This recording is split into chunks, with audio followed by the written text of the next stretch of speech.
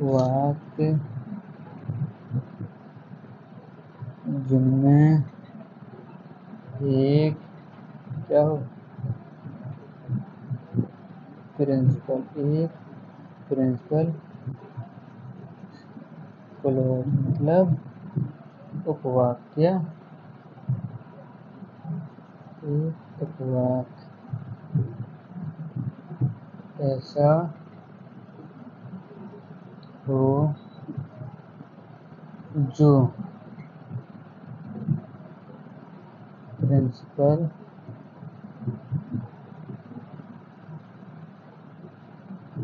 Clause को coordinate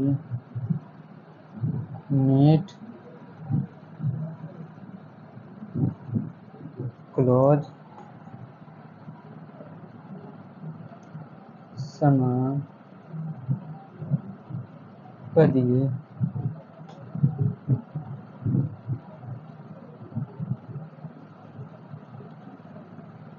उपवाक्य हो उन्हें क्या कंपाउंड सेंटेंस मतलब संयुक्त उपवाक्य क्या कहते हैं। आगे समझ में, कंपाउंड सेंटेंस किसका भाग है? द सेंटेंस मतलब सेंटेंस का एक भाग है। दूसरा कौन सा? B, compound sentence. ठीक है, कंपाउंड सेंटेंस वह वाक्य जिनमें एक क्या हो प्रिंसिपल क्लॉज मतलब उपवाक्य हो ऐसा हो जो प्रिंसिपल क्लॉज को कोऑर्डिनेट मतलब समान पदी उपवाक्य हो, उसे मतलब एक वाक्य के उसके समान एक और उपवाक्य हो, तो वह पहचान क्या की है? कंपाउंड सेंटेंस की। इसका क्या एग्जाम्पल भी आप क्या देख सकते हैं, जैसे गॉड मतलब गॉड भगवान, मतलब गॉड भगवान ने क्या मेड बनाया क्या आदमी, किसको? एमएन आदमी को बनाया। एंड और एंड यहाँ पे लगा दो एंड। ठीक है, जो कहोगे जो इतना कहो जो है बताओ इतना कहो जो है प्रिंसिपल क्लॉज जो कहो जो है। और किसको बनाया? आदमी को। तुम man MEN man made the country, man made the country COUNTRY मतलब जो का होगा प्रिंसिपल। ठीक है, जो का होगा कोऑर्डिनेट। ठीक है, अब आई समझ में।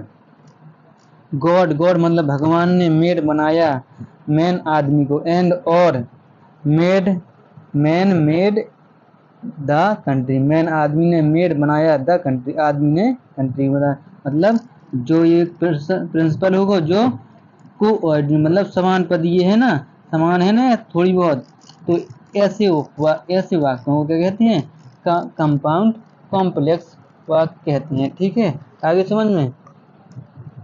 ठीक है, प्रिंसिपल क्लॉज क्या कोऑर्डिनेट क्लॉज पर आश्रित नहीं होता। ठीक है, जो वालों ई वाले से कहे आश्रित कहो आश्रित नहीं होता है। आगे समझ में। ठीक है, कंपाउंड सेंटेंस को इतना ही तो है।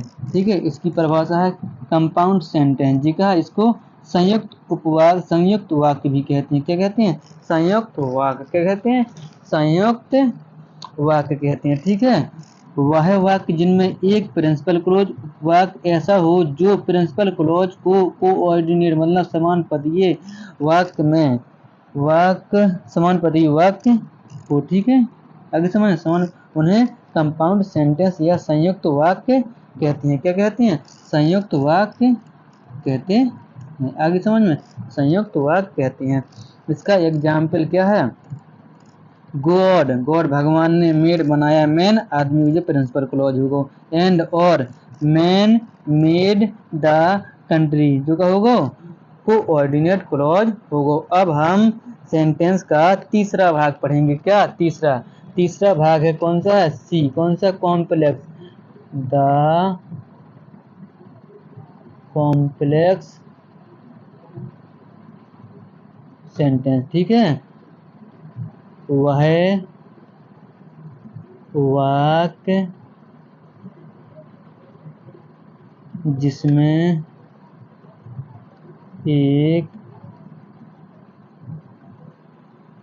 प्रिंसिपल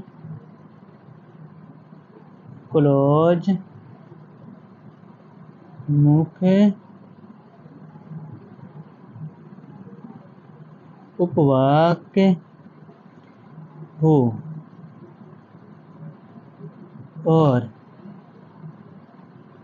शेष सब क्लॉज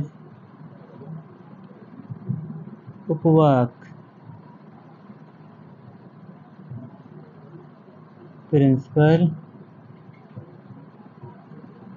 क्लॉज पर क्या हो, आश्रित हो, उसे